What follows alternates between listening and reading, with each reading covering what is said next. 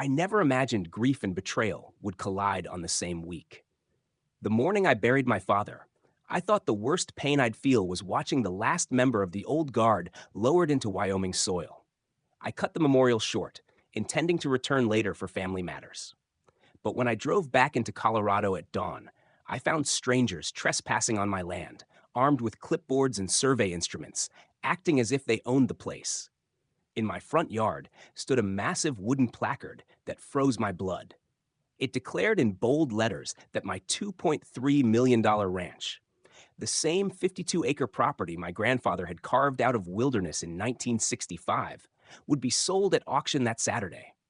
A subdivision that hadn't even existed 4 years ago thought they could erase 60 years of my family's sweat and sacrifice while I was 800 miles away burying my father. The men on my land wore expensive suits, not work boots. They barely looked at me when I demanded answers. One of them smirked, claiming they had legal documentation and warning me not to interfere. I pulled out my phone to call law enforcement, but they beat me to it. "We have complications here," one of them said into his device. "Subject is displaying hostility." Moments later, a silver SUV whipped up my driveway, kicking dust across the fence posts my grandfather had hammered with his own hands.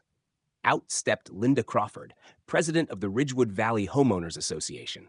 She was dressed as if she were chairing a corporate board meeting, not attempting to steal a ranch at sunrise. Her voice was syrupy sweet, her smile artificial. "Mr. Thompson, you're in violation of a judicial directive. These professionals have every right to be here." My fists clenched. "Judicial directive? This is my property. Get them off my land." Her smile hardened into something sharper. She called emergency services and reported me as an intruder threatening an authorized assessment team on my own land. By the time Sergeant Anna Rodriguez arrived, I was seething. Anna knew me. Our kids had gone to school together. She looked puzzled, especially when Linda shoved a folder at her full of official-looking documents. They claimed I owed $52,000 in penalties, that my fence encroached on their land, and that subdivision law gave them the right to seize my property. I handed Anna my deed, my tax records, even the original survey from 1965. She studied both sets of documents and shook her head. "This looks like a civil dispute," she said cautiously. "I can't remove anyone without a court order." Linda's smirk told me she thought she'd already won. She planted that auction sign 3 feet inside my fence line, on soil my family had cultivated for generations. My attorney was conveniently on vacation, and every other lawyer I called had no availability until after the weekend. The timing wasn't just suspicious. It was flawless. Too flawless. The following days turned into a whirlwind of deceit and escalation. Linda convened an emergency board meeting packed with her allies. They waved forged surveys in my face, claiming my fence had been misplaced for decades. The surveyor's signature looked legitimate, but something in my gut told me it was a lie. When I demanded to contact him directly, Linda cut me off, insisting the survey was certified. Neighbors began to take sides. Some avoided me, afraid of Linda's wrath. Others whispered encouragement when no one was watching. My old friend Robert Martinez, a retired county surveyor, stood with me. He swore my fence hadn't shifted an inch since my grandfather built it.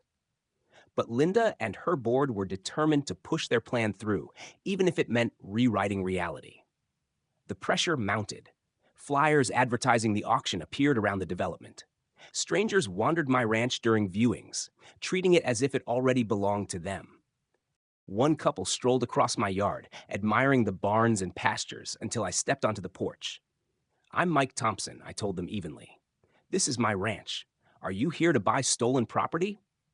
They left without another word. The subdivision thought intimidation would wear me down. But their fraud ran deeper than they realized. My son David, only 17, dug through county records and discovered no auction permit had ever been filed.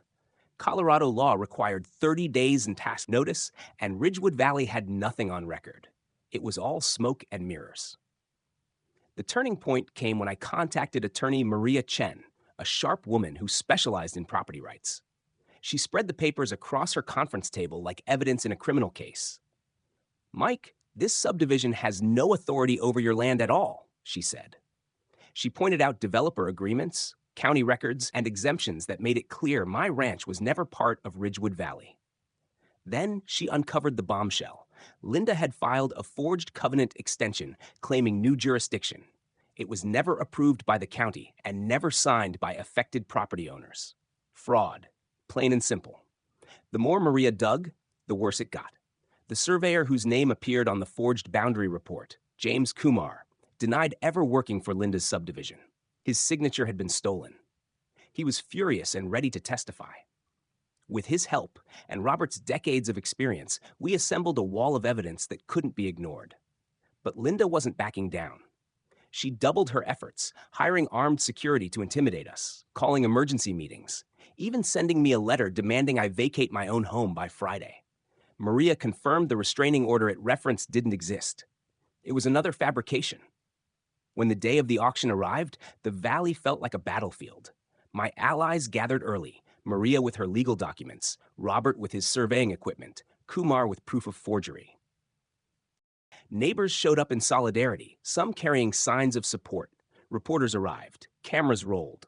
The sheriff's deputies positioned themselves nearby, ready for trouble. Then came Linda, pulling up in her Mercedes with Dr. Foster, her vice president, at her side. Behind them were men in tactical gear, unlicensed security hired to frighten us.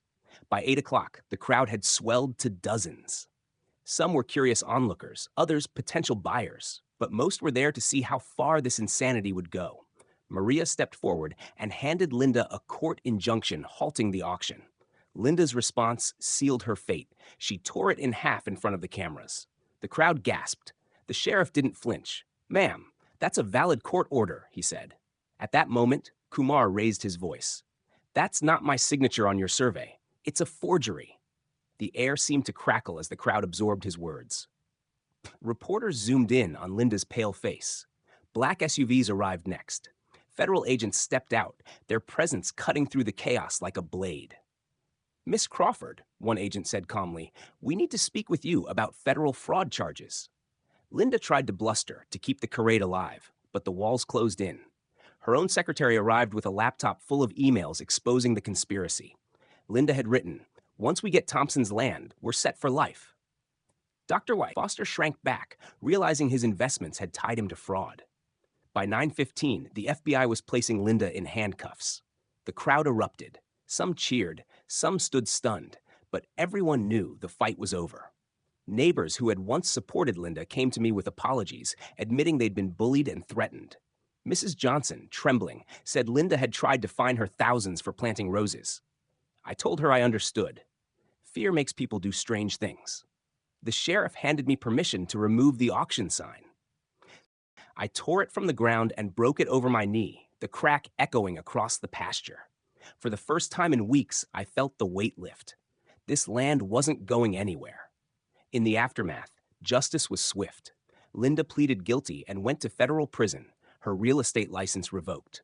Dr. Foster was fined and disgraced. The subdivision board was dissolved and replaced with honest neighbors determined to make things right. Kumar won his lawsuit and cleared his professional name. As for me, I stayed right where I belonged. On the ranch my grandfather built, the same fence line still standing where he had laid it in 1965. The community healed, stronger than before, and my son carried forward the lesson no court could teach. Some things are worth fighting for. At sunset, I often sit on my porch, boots resting on the gravel my grandfather spread, watching cattle graze peacefully. The silence is no longer heavy with dread, but filled with the steady heartbeat of justice won. This land was never just dirt and timber. It was legacy. It was family. And no amount of forged paper or false authority could ever take it away.